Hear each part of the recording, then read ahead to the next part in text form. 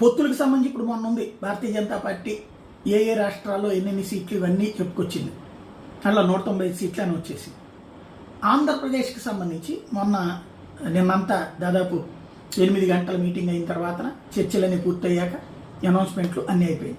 Scene cut చేస్తే ఇప్పుడు అర్థం కానిది ఏంటంటే తెలుగుదేశం పార్టీ అనౌన్స్ చేసింది ఓ list, same press note Janasena నుంచి వచ్చి భారతీయ జనతా పార్టీ నుంచి రాలా.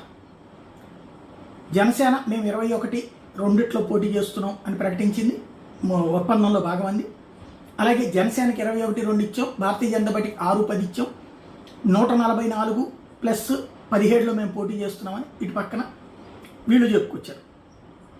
తెలుగుదేశం కూడా ప్రకటించింది. భారతీయ జనతా పార్టీ రాష్ట్ర నాయకత్వం కానీ జాతీయ నాయకత్వం కానీ ప్రకటించాల.